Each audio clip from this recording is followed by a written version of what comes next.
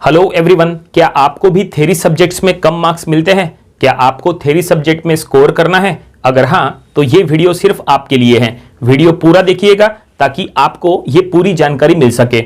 Video अगर अच्छा लगे तो वीडियो को लाइक करके अपने दोस्तों के साथ इसको जरूर शेयर करिएगा।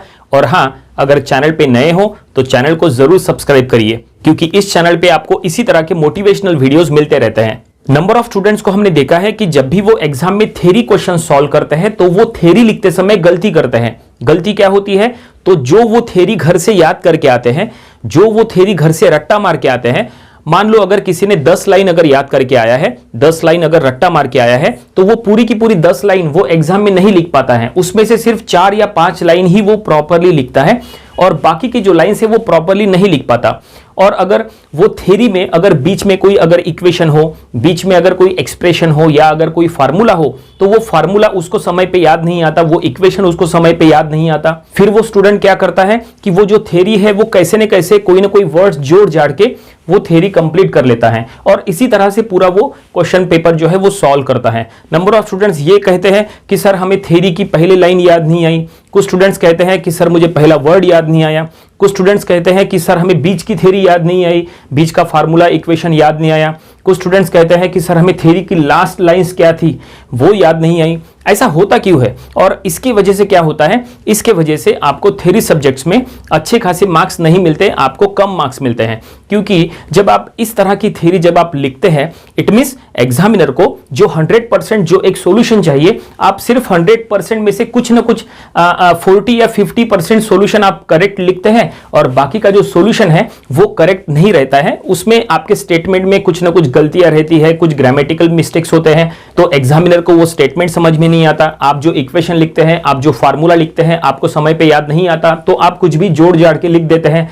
तो जाहिर सी बात है एग्जामिनर उस पे जरूर मार्क्स कम करेगा। इसीलिए आपके हर क्वेश्चन में ऐसे ऐसे मार्क्स कम होते गए तो फाइनल जो सब्जेक्ट का जो स्कोर है वो कम हो जाएगा। अगर कोई क्वेश्चन 10 मार्क का है तो आपको 10 में से सिर्फ 2 या 3 या 4 मार्क्स ही मिलते हैं, क्योंकि आपने 2, 3, 4 लाइंस ही करेक्ट लिखी है, बाकी की जो लाइंस है वो गलत है, इसलिए आपको मार्क्स उतने ही मिलते हैं। नंबर ऑफ स्टूडेंट्स एग्जाम होने के बाद कहते हैं कि सर हमने 80 मार्क्स का सॉल्व किए हैं। कुछ स्टूडेंट्स लोग कहते हैं कि सर हमने 100 मार्क्स का सॉल्व किए हैं, लेकिन जब रिजल्ट आता है तो रिजल्ट होने के बाद सब्जेक्ट में मार्क्स कितने मिलते हैं? जिसने 80 मार्क्स का सॉल्व किए थे उसको सिर्फ 20 या 30 मार्क मिलते हैं, जिसने 100 मार्क का सॉल्व किए थे उसको सिर्फ 40 या 50 मार्क्स मिलते हैं। ऐसा क्यों होता है?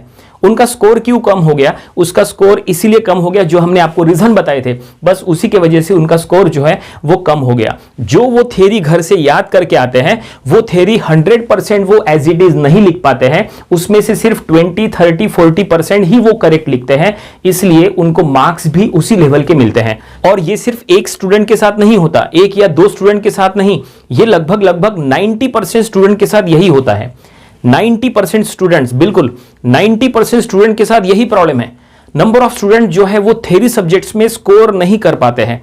नंबर ऑफ स्टूडेंट्स को हमने देखा है कि जहां पे न्यूमेरिकल्स आते हैं, जहां प्रॉब्लम सॉल्व करने की बात आती है, वो सब्जेक्ट उनके अच्छे खासे स्कोर हो जाते हैं। लेकिन जो थ्योरेटिकल सब्जेक्ट है, जहां पे थ्योरी लिखना हो, थ्योरी में वो गलती करते हैं और गलती यही होती है जो अभी हमने आपको बताए थे, और इसी वजह से उनका थ्योरी सब्जेक्ट स्कोर नहीं होता।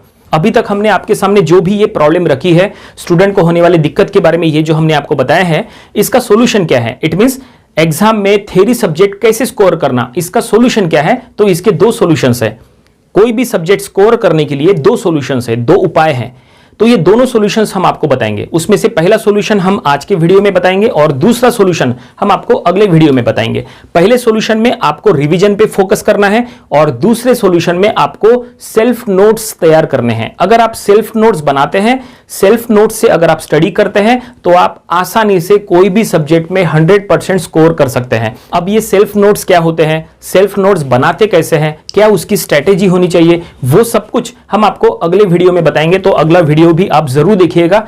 अगर आपने सेल्फ नोट्स तैयार कर लिए और अगर आप सेल्फ नोट्स से स्टडी कर रहे हैं तो आपको एग्जाम में 100% मार्क्स आ सकते हैं, वो हम आपको अगले वीडियो में बताएंगे। लेकिन पहला सॉल्यूशन जो टेम्परेरी सॉल्यूशन है उसकी हम पहले बात कर लेते हैं। टेम्परेरी सॉल्यूशन जो आज हम बताएंगे जिसमें आपको रिवीजन पे फोकस करना है, वो आप ध्यान से सुनिए। तो आपको पढ़ाई करते समय सिर्फ क्या करना है, आपको थोड़ा सा टाइम स्पेंड करना है लिखने के ऊपर। क्या कहा? आपको टाइम स्पेंड करना है लिखने के ऊपर। देखो, अगर आप घर में पढ़ाई करते समय, प्रैक्टिस करते समय जब आप लिख के देखोगे, अगर आप घर में लिख के देखोगे तो आप एग्जाम में भी लिख पाओगे। अगर आप घर में नहीं लिखोगे तो आप एग्जाम में नहीं लिख पाओगे।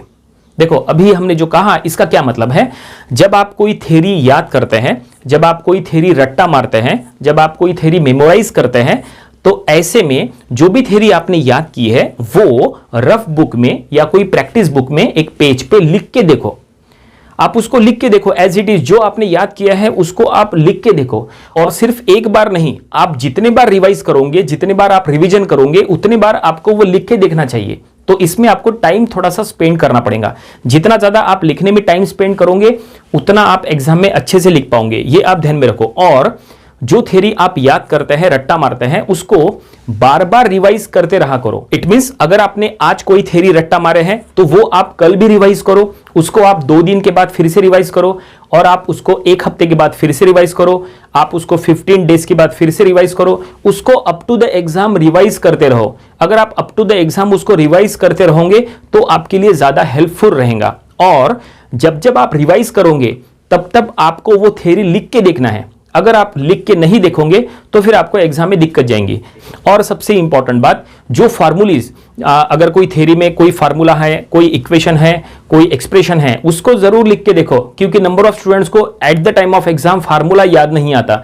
तो ये था पहला सॉल्यूशन, पहला तरीका जिसमें आपको बार बार रिवीजन करना पड़ता है, और रिवीजन करने के साथ साथ आपको पर्टिकुलर जो थ्योरी है वो लिख के देखना पड़ता है। अगर आप ये चीज इंप्लीमेंट करोगे, इसमें अगर आप थोड़ा सा टाइम दोगे तो एग्जाम में आपको 100% मार्क्स आने के चांसेस बढ़ जाएंगे। और दूसरा तरीका, इट मीन जो परमानेंट सॉल्यूशन है, वो हम आपको अगले वीडियो में बताएंगे। परमानेंट सॉल्यूशन का हमने आपको नाम भी बताए थे, वो था सेल्फ नोट्स तैयार करना। अब ये सेल्फ नोट्स के बारे में पूरी जानकारी हम आपको अगले वीडियो में देंगे। अगर आप सेल्फ नोट्स बनाते हैं, अगर आप सेल्फ नोट्स से तैयारी करते हैं, फिर आपको बार बार रिवीजन करने की जरूरत नहीं है, बार बार आपको रट्टा मारने की जरूरत नहीं है, आपको बार बार लिख के देखने की भी जरूरत नहीं है। आपको सिर्फ सेल्फ नोट्स बनाते समय टाइम स्पेंड करना है। एक बार वो बन गए और अगर आपने उसको अच्छे से स्टडी कर लिए तो आप एग्जाम में 100% मार्क्स ले सकते हैं। वो हम आपको उसकी जानकारी अगले वीडियो में देंगे, तो वो वीडियो भी आप पूरा देखिएगा। उम्मीद करते हैं कि आज के वीडियो में हमने आपको जो जानकारी दी है वो आपको समझ में आई होगी। मिलते हैं अगले वीडियो में एक नए टॉपिक के साथ। Thank you very much.